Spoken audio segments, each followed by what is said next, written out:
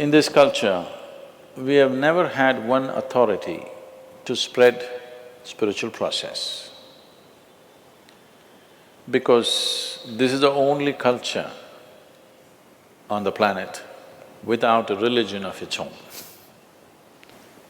So Hindu is essentially that culture which was born out of the river Indus is called Hindu. So it's a geographical and cultural identity, never was a religious identity.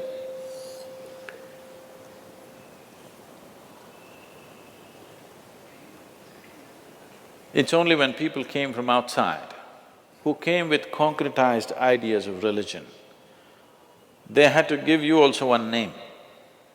So we are this, what are you? We are all over the place. They couldn't understand that, you must be something. In the same place, a million things existed together. In the same house, if you are a family of five of you can worship 5 different gods and have absolutely no problem about it. We didn't even think it's a problem till people came from outside and told you our god and your god. Till then, we did not even think it's a problem. You could be worshipping this god right here, I could be worshipping that god right there, another could be sitting with eyes closed, another could be singing, another could be dancing, but we still thought, it's all okay, everybody can do their thing. So there has never been a religion in this land. We have 33 million gods and goddesses.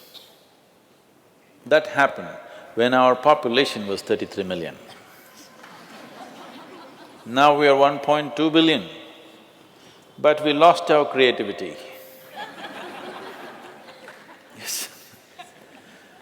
Because outside forces came, particularly Western forces came and they started making us feel ashamed of our gods. Too many gods. Well, there's only one god, as if it's a superior idea. If you can create one, why can't you create a million? You have not seen your one god, right? If you can create one, why can't you create a million or a billion?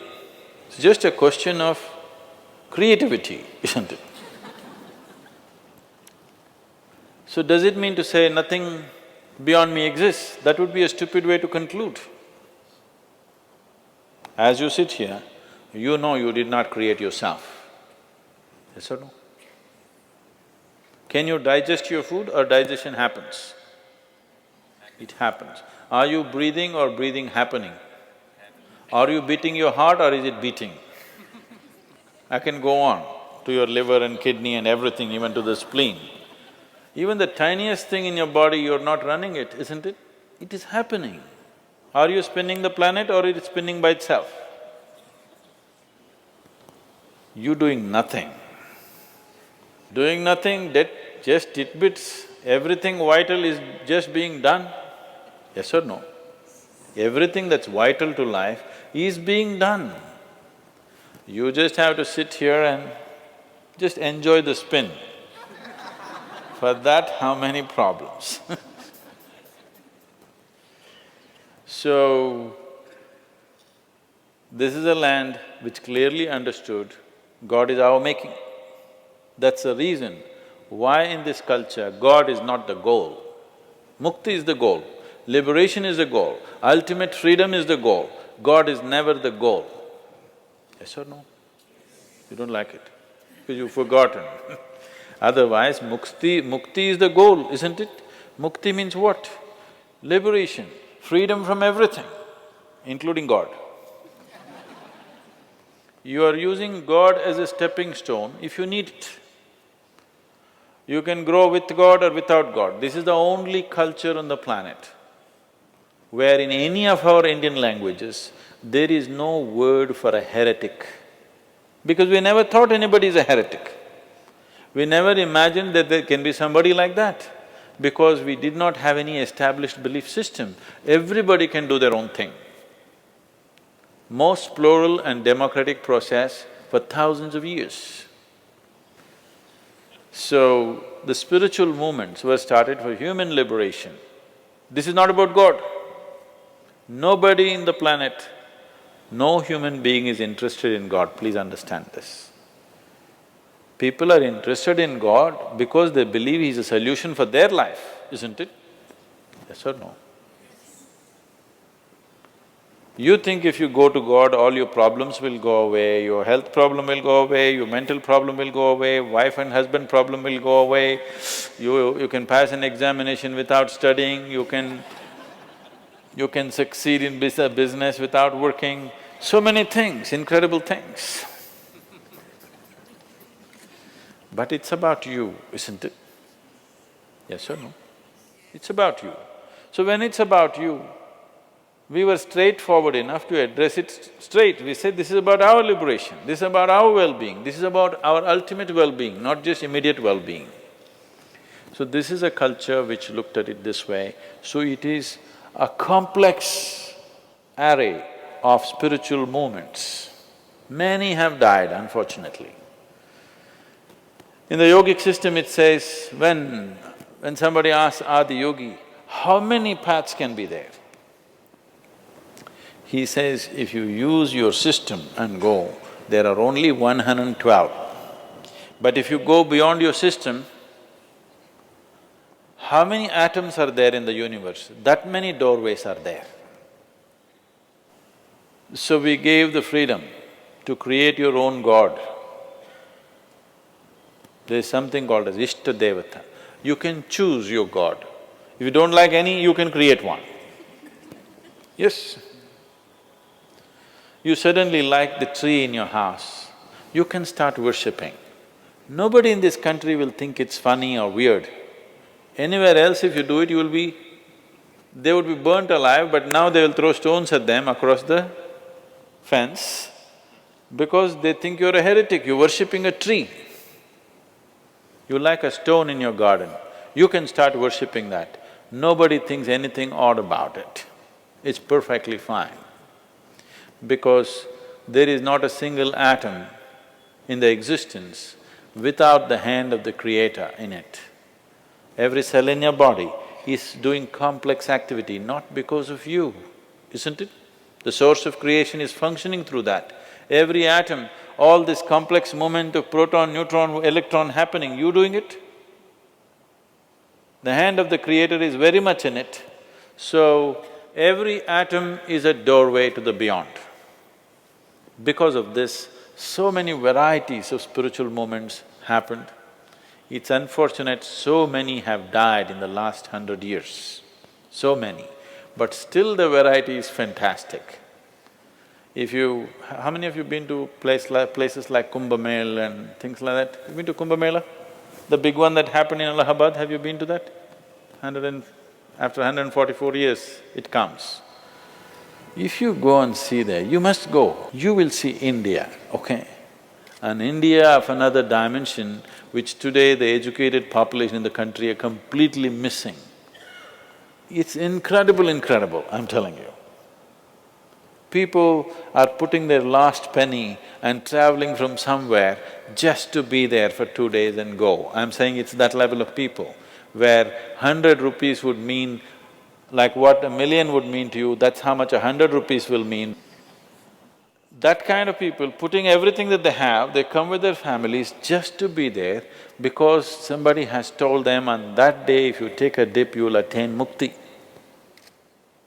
Not that you'll see God, not that God will come and give you a heap of gold, you will attain mukti. Still, 800 million people in this country are actively seeking liberation, knowingly or unknowingly. It's an incredible thing, nowhere else on the planet there is such a phenomena happening that there are human beings longing to go beyond their present level of existence consciously. Nowhere else such a thing has happened. When Mark Twain visited India, he spent 2.5 to 3 months in India. There's a book about his travels. Along the equator, he traveled around the world. So, he said, anything that can ever be done, either by man or God, has been done in this land. This is one of the best compliments India has ever received. And that is so. In terms of understanding the mechanics of how a human being is made and what we can do about this, nowhere else has anybody looked at it with the profoundness that it has been looked at it in this culture, nowhere else. I'm not saying this being biased that I'm born in India, so I have to boo-boo-boo. This is not about you being Indian or not Indian. This is about a profoundness of knowledge which is gone awry, lost its tracks or losing its tracks slowly. Unless we put it back on the right thing, humanity will lose something tremendous, because today we know how to call on the phone and talk to somebody in America, but we do not know how to communicate with this one yet. Our communication technology, information technology has hit the ceiling, but what information do you have about the nature of your own existence? Nothing. We know how to do many things, we can go to the moon, but you don't know how to simply be here. So, this technology of inner well-being has been explored with absolute profoundness. This knowledge should not be lost. Only if this knowledge flourishes on this planet, material and economic well-being will translate into human well-being. Otherwise, you will have everything and you will have nothing. Just to give you an example, what's happening to India right now. The last year, 2011, when the Diwali came, we call it Deepavali. When the Deepavali came in South India, about 127 crores worth of alcohol was sold on one day in Tamil Nadu. Out of this, 21 crores worth of alcohol was sold in one small town where a population is about 6 to 6.5 lakh people. Why means, this is the Tirupur town. You heard of Tirupur? It's a hosiery town, it's an export-oriented town. Everybody here, their incomes are at least 3 times that of everybody else in the state. So if money comes, they're going to get drunk and stay in the gutter. 42% of the Tamil Nadu's population is going diabetic. So if money comes, you will buy disease. So if economic well-being does not translate into human well-being, it's meaningless. Moving from poverty to affluence is a hard journey. Whether it's for an individual or a society or a nation, it is a hard uphill task. After you get there, the deception of it, you work hard all your life and get there, and all you get is a disease, all you get is addictions, all you get is misery, all you get is broken minds, all you get is stress. It is a great deception. So when people achieve economic well-being, human well-being also should happen. If this has to happen without an element of spiritual dimension in them, it cannot happen. They may be following an organized spiritual process, or by themselves they might have found something. But without an element of spiritual process, there is no way anybody can translate economic well-being into human well-being. This must happen. As economic development happens, it is very important parallelly spiritual possibilities are widely available to every human being, otherwise life will deceive you in such a bitter way